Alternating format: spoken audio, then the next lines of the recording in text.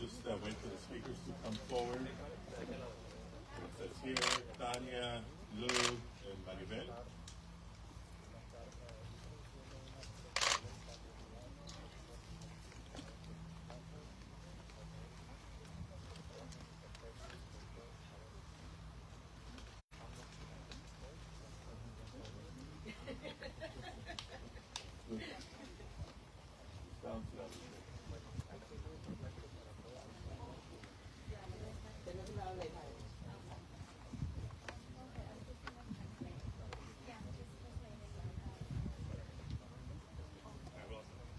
Good morning, everybody. Any press conference that starts with the music by Los Tigres that knows is an important message. Thank you all for being here this morning. Welcome or welcome back to Delano on this beautiful but hot August day. It's an honor to be joined by United Farm Workers President Teresa Romero, Central Labor Council Executive Director Tanya Salina, and of course, the workers who are the reason we are here today. This summer, after experiencing another summer of record-breaking heat waves, we actually had heat domes, multiple heat domes impacting not just here in the Central Valley, not just Southern California, not just California, but significant parts of the country, at times putting over 170 million Americans under heat alerts. We learned that the month of July was the hottest month in recorded history. And we know that with climate change, these conditions are only getting worse. And yet, there's still no enforceable federal OSHA heat safety standard for workers. It is overdue. The year is 2023. How can it be that there's no federal protection for workers against extreme heat? In America, we say often that we believe in the dignity of work. But we need to also be mindful of dignity at work, not just the dignity of work.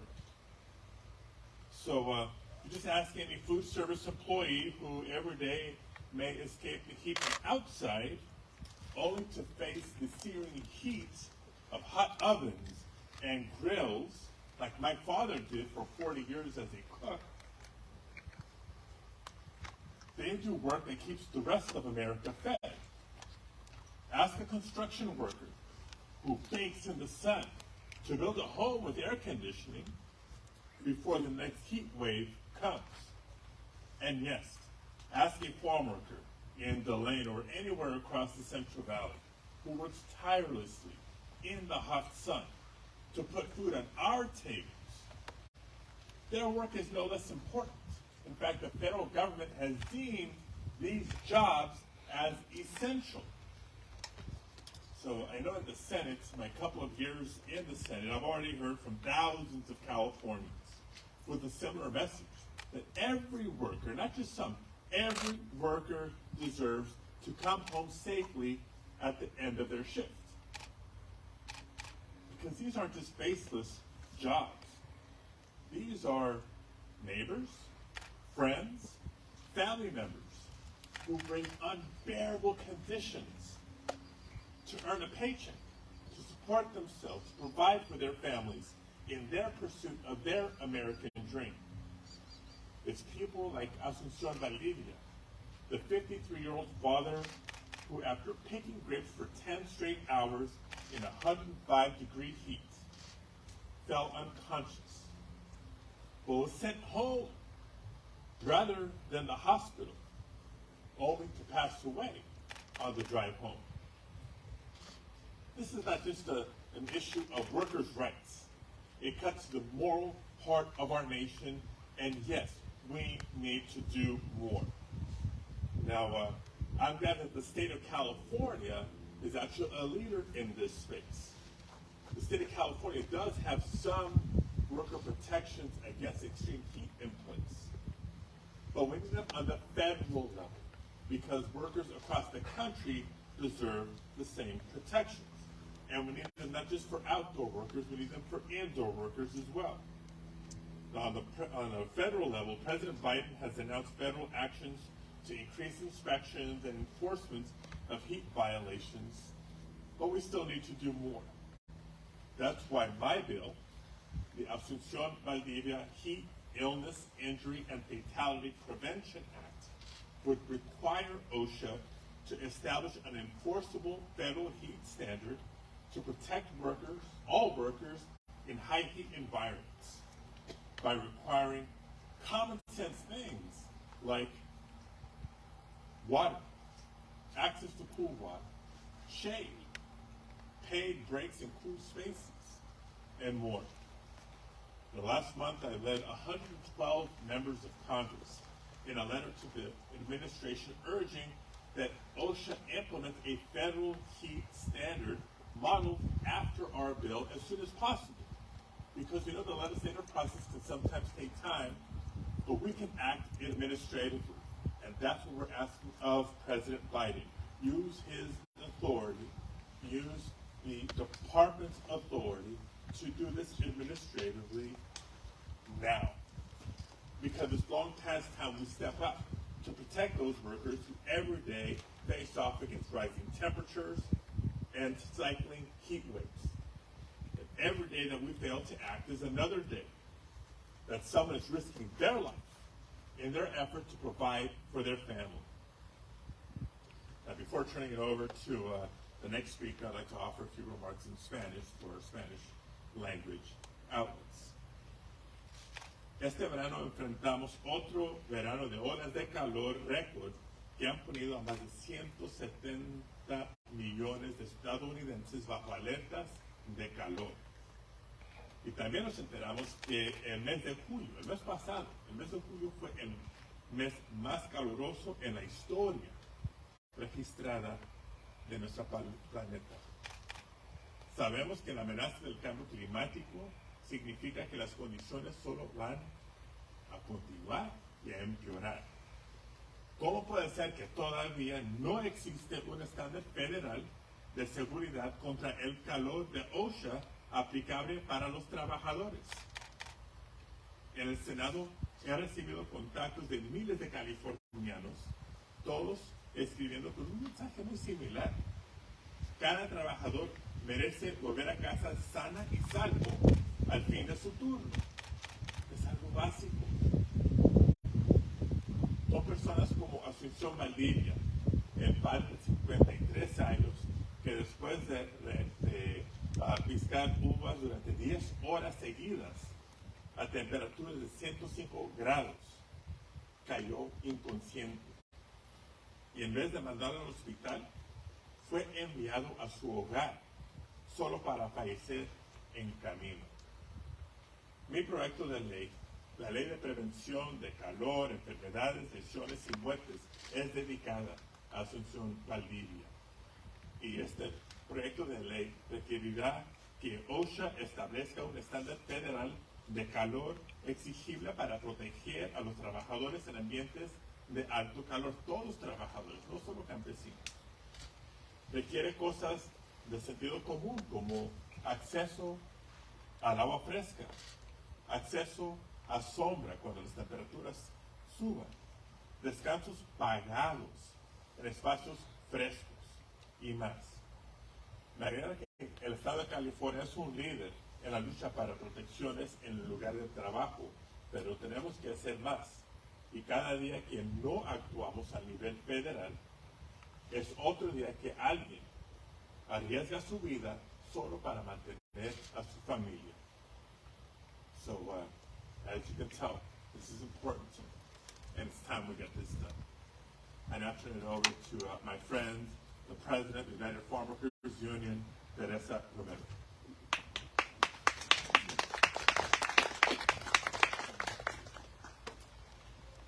Good morning, everybody. Thank you for being here today. This is very important for the UFW. Gerardo Herrera, Adlon Félix, Constantino Cruz, Asunción Valdivia, María Isabel Vázquez, Sebastián Pérez, Florencio Guetta Vargas, Dario Mendoza, Efraín López García, Elidio Hernandez. Some of these names you might know, some you probably don't. There are countless names we will never know. These are farm workers who were killed by the heat, killed by negligent employers, killed by inaction. Farm workers are exceedingly vulnerable to heat. Like the senator just said, this year has been one of the hottest summers in California. Our domestic food supply relies on the men, women, and children who are in the front lines of the climate crisis.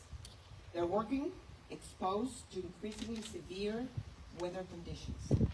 This is dangerous, grueling and skilled work, but their contributions in their lives are too often taken for granted.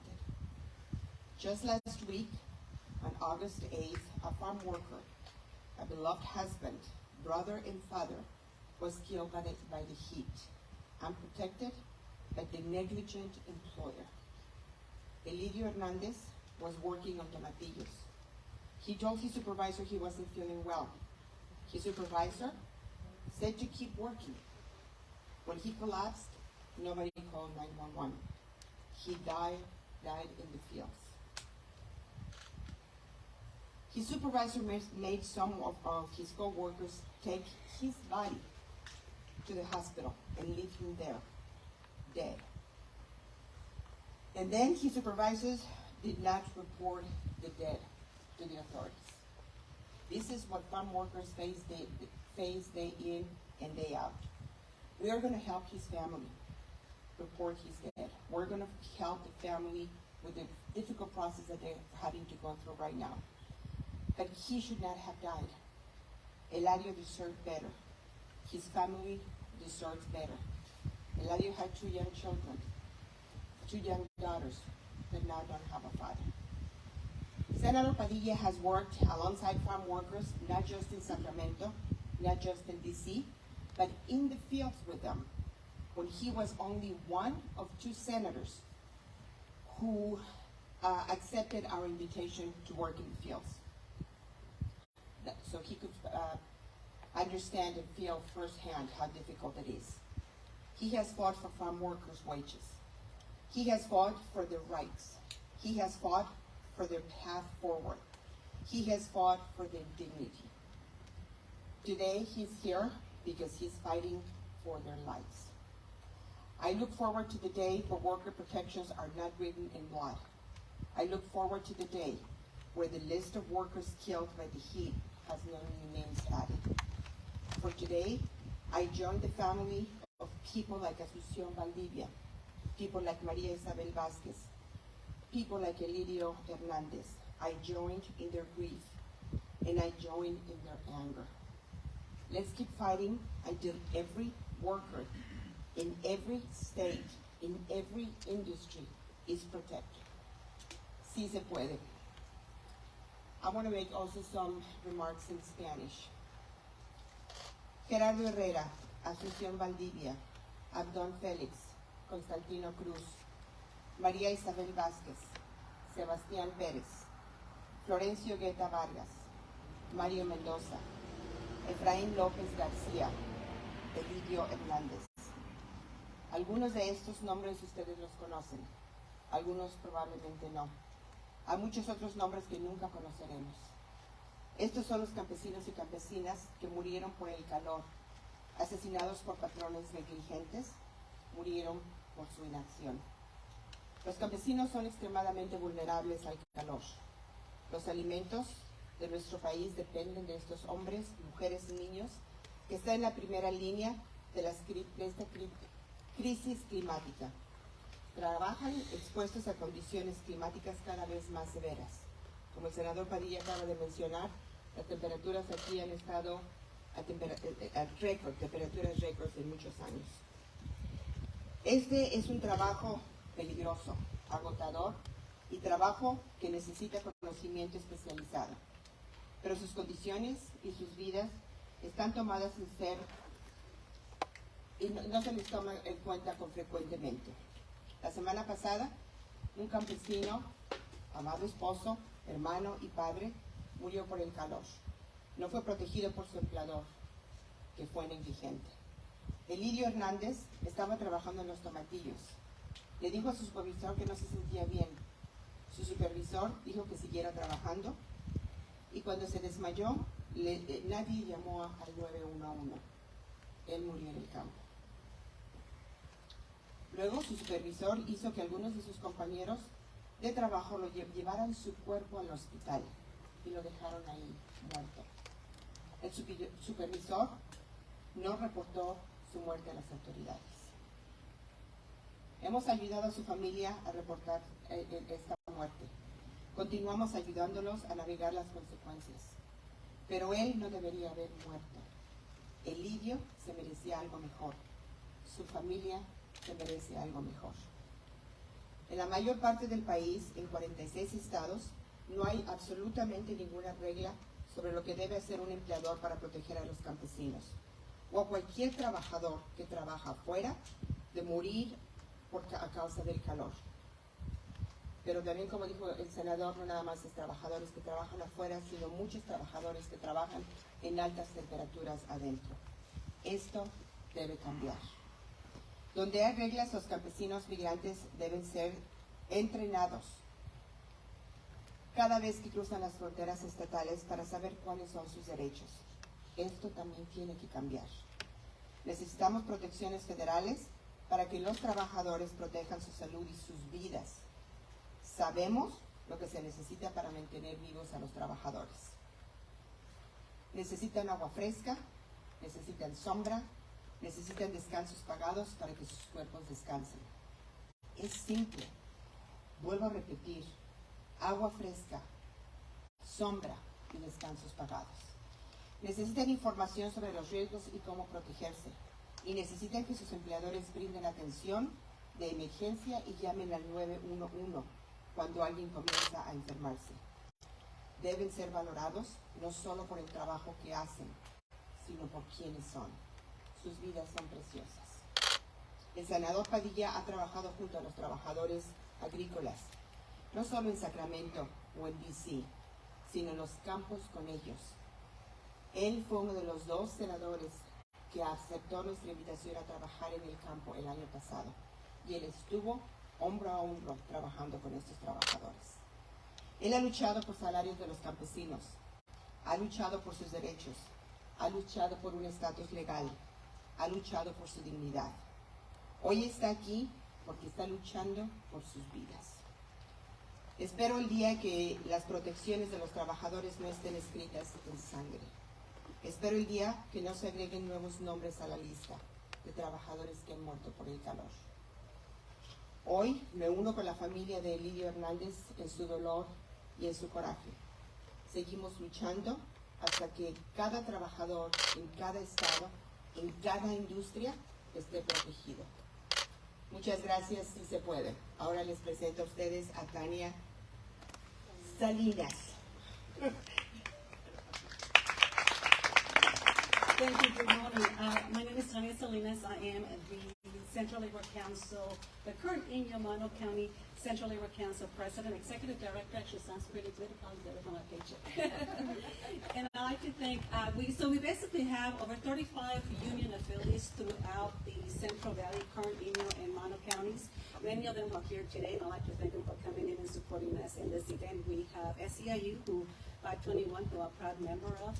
We have United Domestic Workers. We have Teamsters 87, Iron Workers, Luna. We also have Teamsters 87. We have United Food Workers as well. So thank you so much for coming in. I would like to thank Senator Padilla for bringing awareness and passing legislation that highlights the importance of protecting workers from heat-related dangers, but also recognizes the invaluable role that labor unions play in ensuring the welfare of their members. This legislation empowers not just labor unions, but also their members to actively monitor and enforce measures safeguarding the health and lives of their members. Furthermore, the Act sets a precedent for the collaboration between unions and employers, creating a safe work environment, it also installs a sense of empowerment within labor unions by granting union members the authority to report violations and enforce practices for non-compliance, which we see happening every day. Giving us a stronger voice in the fight for worker safety and ensuring that their concerns are not overlooked. This is not just going to happen in California, but hopefully it'll be countrywide. That's what we're hoping for. So let us as labor unions and affiliates lend on unwavering support to this transformative legislation, standing together with labor unions to safeguard the lives and well-being of our invaluable essential workers, whether you are with United Food Workers, whether you are with United Farm Workers, right? Because this is happening not only in regards to the issues that we have of those workers that work indoors, like in warehouses, our Teamsters, for example, UPS drivers, right? Those drivers that get our food across the tables. So that's what we're looking for. We're looking for changes, not just in California, but federally. So, you know, a great leader once say injustice anywhere is a trade to injustice everywhere. So let's keep that in mind, and let's stay together, and let's unite in order to get this legislation passed. Next, I'm going to go ahead and introduce one of our CLC delegates. And he's also, his name is Lou Mondragon. He is the Vice President of the local CWA 9416.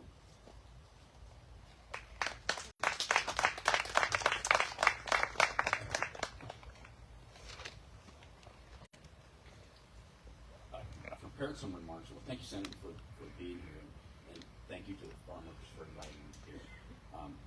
I prepared a statement, but I kind of just want to speak from the heart, if that's okay. If that's okay with you guys. I'm an essential worker. I work in the field. I've been in the industry 24 years. And in that time, I've seen a lot of things happen that have been triggered by heat. I've seen guys, shared with the Senator earlier, fall through the ceilings of homes, through businesses. We work inside the places that you guys typically may not see. We work in the aisleways and the raptorways and in the corridors that are hidden from public view. Therefore, they're not air conditioned. So in those worlds, we work in heat temperatures that are 100, 120, 130. When it's 110 outside, it can be 150. And I have young men going into these places to provide you internet service, right? Through the pandemic that we just came through, we were not allowed to sit on the sidelines. We actually stepped up. We went into the homes, we went into the businesses to make it available for you people to continue to communicate, to continue to work from home, to continue to drive the economy, to continue to make the workplace in your home your workplace. So we stepped up. We went harder, and we were the unknown soldier. We went unseen. But those were the young men and young ladies that went in and provided those services for you guys. So then we had to deal with the aftermath of that. I had technicians that went down. And we work in an environment, in a large communication company that has standards, that has processes, that has the knowledge to make us safe. But we still missed it. I had a gentleman, literally, he went down 600 feet from the dispatch center for the ambulance company in our region. 600 feet. And he almost lost his life that day because of the unknowing of the employer just to call an ambulance. Right? That's dignity on the job. When your body tells you it's time to lay down and you go down involuntarily, there's something wrong. And we miss it. We use the euphemism going home to take the forever nap, because that's what happens. Your body overheats. You're inside, you're outside, it doesn't matter. Your body overheats, and your hero complex says, I got to get it done. I'm an essential worker. I'm here to protect and to provide service for the nation. And so you drink a bottle of water, you splash some water on your face, and you continue on. You go home because you're exhausted, right? Your body's already told you once today, it's time for you to stop. So you go home, take a nap, go to sleep, because you're mentally, physically, and emotionally drained. for what you're doing, and you never wake up. So I want to commend the farm workers, and I want to thank you again for inviting us, for giving us this opportunity to share this, because without the farm workers driving this, I think we would have more and more Americans. There's only 5 states in our nation that have a heat standard, and California is one of them. Thank you to the farm workers. Thank you. Thank you, Senator, for making this an issue. He's presented a bill that has common sense solutions to real, everyday problems that result in people dying. And it's common sense, right? Water. How common sense is that? Shade, right? We're out here in the open. We didn't set up in the sun. We used our common sense to get some shade. Those are the solutions that he's asking for our leaders, our politicians, to push forward. And I cannot say that I won't get behind that.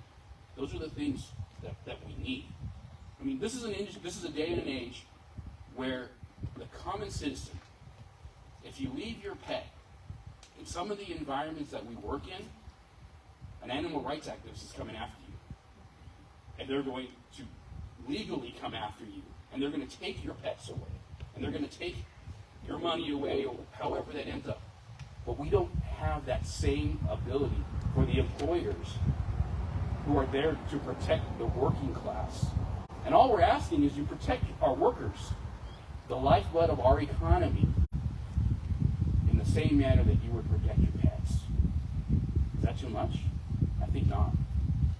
Okay. Senator, thank you for introducing the bill, reintroducing this bill, and not letting it go, because lives are on the line.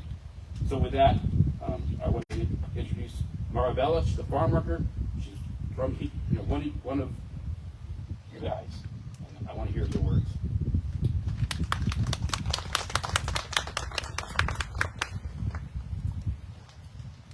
Hola, mi nombre es Maribel. Soy trabajadora del campo por más de 15 años, trabajando en la blueberry y en la hoja de mesa. Good morning. Good morning. My name is Maribel, and I'm a farm worker. I work for more than 15 years in the blueberry and the table grapes.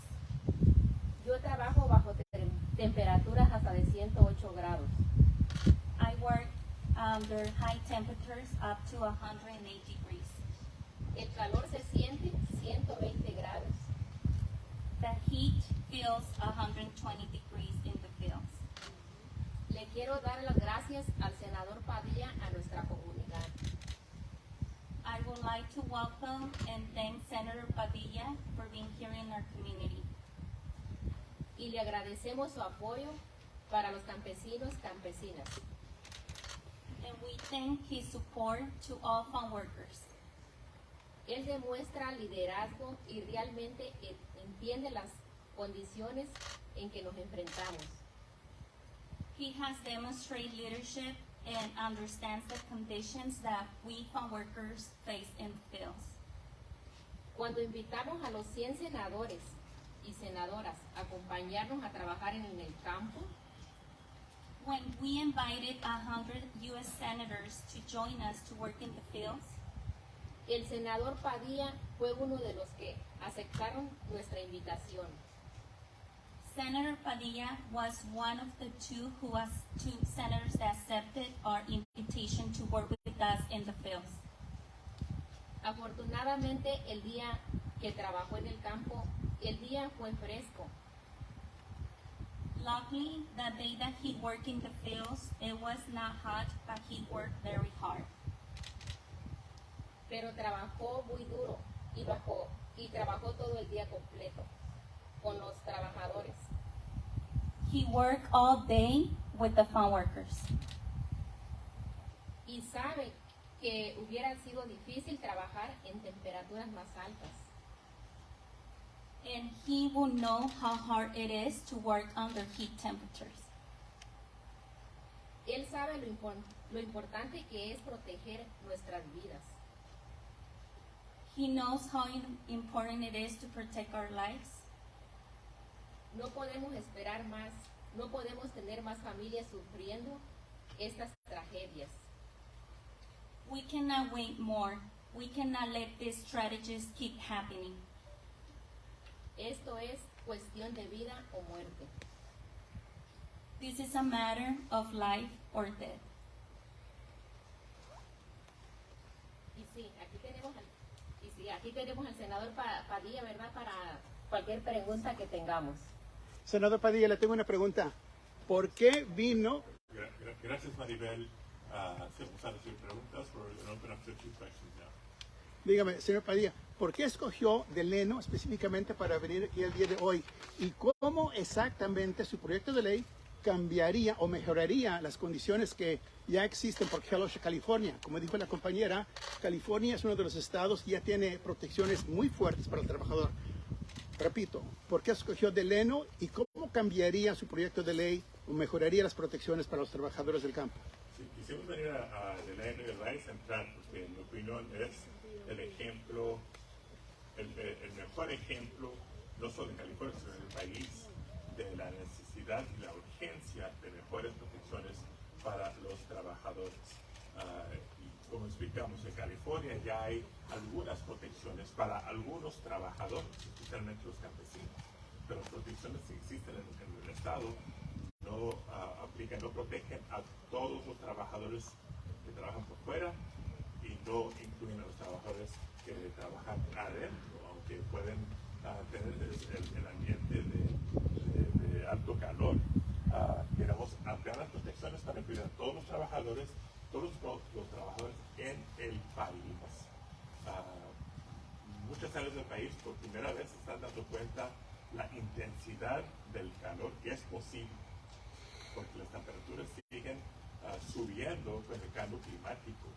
El resto del país están aprendiendo lo que hemos sufrido aquí en California muchos veranos.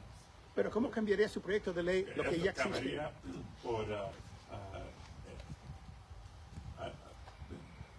haciendo una ley federal requiriendo cuando las temperaturas suben a algún nivel, requiriendo acceso a agua fresca para los trabajadores, requiriendo acceso a sombra para trabajadores, requiriendo breaks pagados para trabajadores para no arriesgar sus vidas cuando ellos solo quieren cumplir con el trabajo, proveer para sus familias y a servir el país a la vez. ¿Qué tan pronto puede entrar en efecto esta ley? Sí, bueno, hay 2 esfuerzos. Uno es mi proyecto de ley que pasa por proceso legislativo. A veces toma tiempo. Por eso también estamos llamando al presidente que utilice sus poderes ejecutivos en aprobando más inmediato un reglamento administrativo que puede entregar estas mismas protecciones.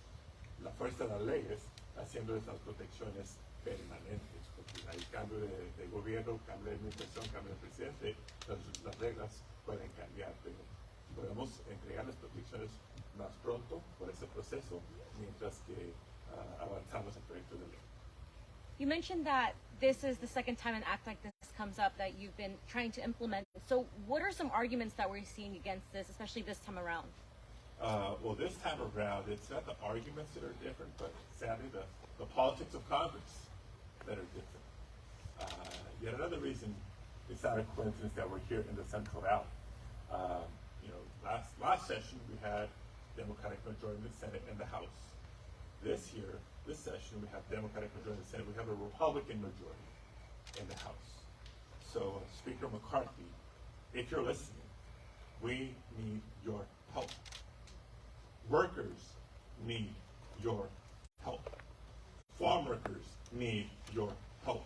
Construction workers need your help. Utility workers need your help. We all need your help in getting something through the House of Representatives. We'll push it through the Senate. And in the meantime, President Biden, we can make this happen quickly through the regulation process administratively. And has McCarthy shown any support on this or any spoken to you about this? We haven't heard back one way or the other. So we'll keep pushing. We'll keep pushing because it needs to get done. Lives are depending on it. Our economy is depending on it. ¿Puede repetir eso en español, lo que dijo sobre McCarthy Sí, y la ayuda que necesitan? Sí, bueno, otra razón por cual nos encontramos aquí en la Valle Central, sabemos que el presidente de la Cámara de Representantes en el Congreso es de aquí, el representante McCarthy. Necesitamos su ayuda. Los campesinos necesitan su apoyo y su ayuda. Los trabajadores de construcción necesitan su apoyo y su ayuda. Todos necesitamos su ayuda. El país, nuestra economía, le pide su ayuda. Senator, in there it was mentioned that these people are out here today because they trust you, they trust this environment. So how does it feel for you to have that trust? And also, what realistically speaking, now that this goes to Capitol Hill involves politics, what do you think that trust can get these farm workers? Yeah. Well, look, I'm honored by the trust. Since they're one of coming into the Senate, it's actually something I've felt throughout my public service career, but especially in the Senate. This job is both a tremendous opportunity because it's the Senate, but it's a tremendous responsibility to know that for farm workers or other vulnerable populations, they don't easily trust. I know because I grew up in a family that was raised in a part of town that was not supposed to be successful, not supposed to succeed, was underinvested and often overlooked. So I know that trust doesn't come easy. So I'm honored by the trust. I will never use that trust. And I will file a call every day to live up to that trust. Can you touch on the second part of my question more? Yeah, and so now I take these stories, these experiences as part of my advocacy amongst my colleagues to line up the support and the votes necessary to move this type of legislation forward. And one more question, if anyone has.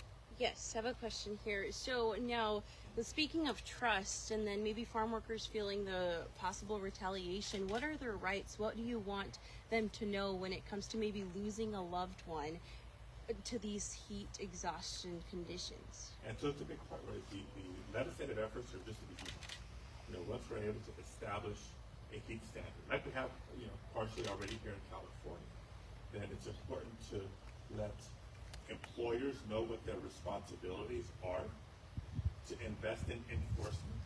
We can't just pass a law and cross our fingers that all employers are going to comply. We need enforcement through inspections and penalties for violations, etc. And it's important to educate the workers of their rights and to know that when they speak up to defend their rights, that they cannot be retaliated against because that is an additional violation of the law with additional consequences for the employer. So we have to work, we're in this together. That's also why we framed our legislation that way.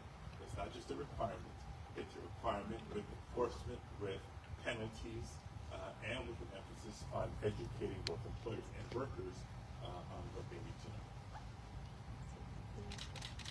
Thank you all very much. Gracias por acompañarnos. Tomen mucha agua. Drink a lot of water.